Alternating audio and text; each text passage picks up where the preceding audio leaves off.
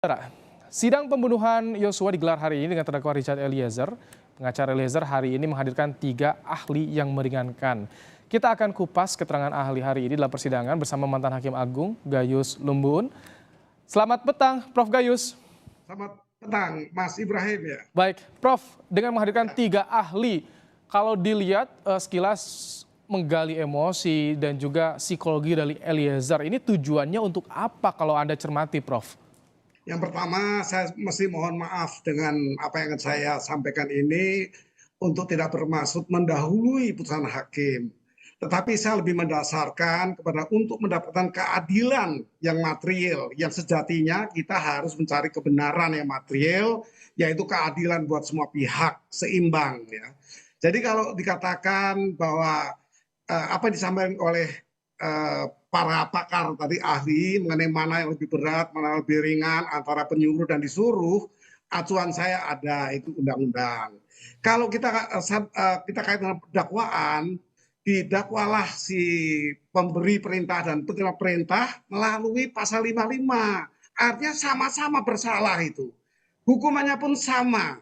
Hanya kalau pelaksana yang bernama Eliezer itu adalah justice kolaborator. Artinya apa? Bukan orang yang menjelaskan keadaan yang sesungguhnya, itu saksi biasa. Dia harus bisa bekerja sama untuk menggali hal-hal yang terjadi dalam peristiwa ini agar bermanfaat dan agar mempunyai wacana-wacana yang bukan saja karena terjadi ketika itu. Apalagi kalau disebut dengan punya jiwa korsa, yang setia kawan. Yang dieksekusi itu kawannya, kawan semakan setidur itu. Kemudian kalau dikatakan dasar perintah, tentu itu lebih jelas lagi. Untuk perintah seperti apa yang layak dilakukan dan dilarang dilakukan itu diatur di perkap itu. Peraturan kepolisian, Perpol nomor 7 tahun 2022. Peraturan Kapolri ya, Prof? Ya, aturan Polri, bukan Kapolri, aturan Polri, aturan lembaga ini. Oh, baik. Aturan ini undang-undang ya, bukan aturan ini perintah atau ini disebut sebagai rehling, aturan. Diikuti oleh semua pihak termasuk masyarakat karena ini peraturan, itu diatur secara khusus Perpres, Perma dan sebagainya, itu peraturan lembaga, ini Perpol nomor 7 tahun 2002. Nah, di sini baik disuruh maupun yang menyuruh itu sama. Dilarang atas suruhan atau perintah yang bersifat melanggar norma hukum, norma agama, dan norma kesusilaan. Itu tegas sekali. Jadi walaupun pangkatnya rendah, tidak lihat pangkat di sini. Ini melihat aturan yang diatur secara spesifik untuk internal, sering kita sebut aturan yang leg spesialis. Jadi strategi kuasa hukum bagaimana menurut Anda menghadirkan 3 ahli hari ini, Prof? Bagaimana? Strategi dari kuasa hukum menghadirkan 3 ahli tadi. Iya, tadi itu bukan ahli, itu saksi yang meringankan. Ada ahli tidak perlu diatur sebagai saksi. Saksi-saksi ahli-ahli. Ahli tidak boleh membuat pembelaan karena dia ahli apa yang diketahui secara keahlian saja. Apalagi membandingkan dan menyalahkan ya, itu hanya hakim. Oleh karena saya minta maaf, saya bukan mendahului hakim, tapi saya mendasarkan undang-undang pasal 55 dakwaannya seperti itu. Nah, hanya kalau Eliezer diringankan karena dia diharapkan menjadi justice kolaborator yang itu milik hakim, bukan LPSK yang menentukan atau JPU. Mereka hanya membuat rekomendasi. Ini supaya jelas publik supaya tahu, dan harapan saya jangan sekali-kali kita harus adil, jangan tidak adil ya.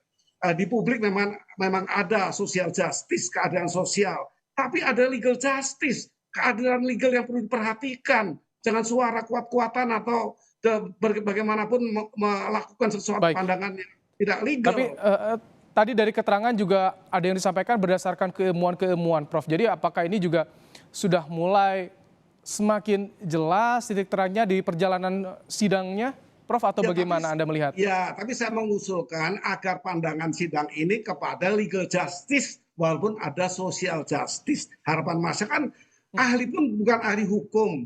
Jadi saya membawa kepada hukum. Kalau saya memenuhi dasar yaitu pasal 55, di dakwaan juga sama pasal 55. Yang nyuruh sama disuruh sama hukumannya, apalagi ini menembak temannya sendiri, setidur, semakan. Apakah itu korsa dianggap oleh ahli?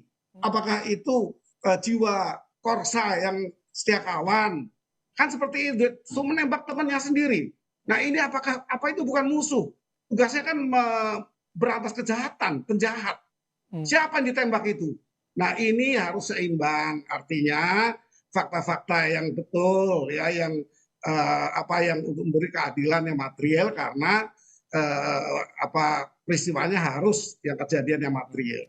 Baik, Itu pandangan saya.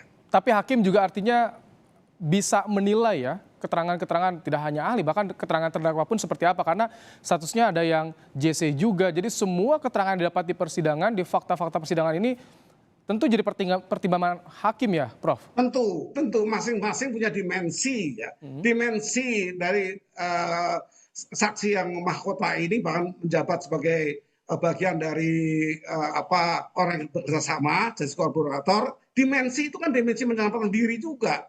Dimensi saksi juga begitu. Kalau ini mahkota, yang tidak boleh itu ahli. Ahli harus independen sesuai dengan keahliannya. Ya tidak salah, tidak pernah salah. Tetapi kan ahli ini ada yang aneh kalau mengatakan itu setiakawan, yang dibunuh temannya sendiri itu ditembak. Seperti itu. Baik. Jadi tentunya ahli pun harus independen. Oke. Prof, ini kan sidangnya untuk terdakwa pada dipisah. Jadi artinya ketika sampai pada saat ini keterangan ahli, keterangan saksi, dengan waktu yang berbeda, dengan panel berbeda, tapi akan saling berkaitan nanti ketika dalam putusannya, Prof, ya, majelis hakim menentukan putusannya. Ya kalau JC itu memang dibedakan ya, statusnya dari kolaborator itu fasilitasnya pun dibedakan untuk melindungi saksi itu, untuk melindungi JC itu hanya itu saja, untuk melindungi karena dia wajib membongkar semua, bukan apa yang dia lihat saja. Kalau dia lihat, dia alami, dia dengar sendiri, itu saksi yang biasa harus begitu. Kalau enggak dihukum 7 tahun dia kalau saksinya itu tidak benar di bawah sumpah.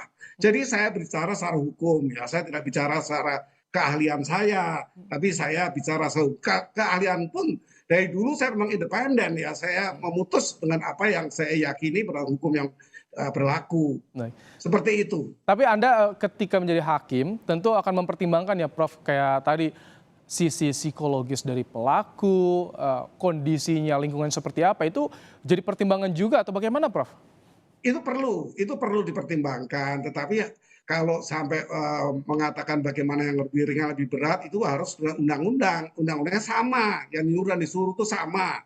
Yang mengurangi ada dia bekerjasama sebagai JC, itu kalau patokan saya sebagai legal justice. Social justice boleh saja di luar tuh mau berteriak apa saja, tapi tentu kita mencari kebenaran yang sesungguhnya, memberikan keadilan yang sesungguhnya bagi semua pihak, baik bagi korban, bagi pelaku, maupun bagi masyarakat, agar masyarakat juga bisa mempertimbangkan dengan baik. Harus adil. Ketika ini sudah ahli dan juga saksi dari terdakwa yang meringankan, artinya ini perjalanan sidang akan semakin dekat kepada penuntutan hingga nanti putusan ya, Prof, ya? Ya, saya harapkan ini semua mendasarkan pada fair trial. Satu sidang yang adil, yang tidak memihak, dan tidak. Bahkan kalau saya harus katakan kaitan dengan spesifik, disuruh dan menyuruh, ini diatur di Perpol. Semua anggota polisi apapun pangkatnya menyadari itu yang boleh, yang nggak boleh dilakukan. Jelas itu. Pasal 11, Perpol nomor 22, Perpol nomor 7 tahun 2022, pasal 11. Tolong baca dan semua anggota polisi tahu itu. Baik, itu yang akan jadi pertimbangan hakim dalam memutus nanti perkara yang tengah disidangkan saat ini. Terima kasih, Prof. Gayus Lumbun, mantan Hakim Agung, telah menyampaikan pandangannya dalam program Kompas Petang sore hari ini. Sehat selalu, Prof.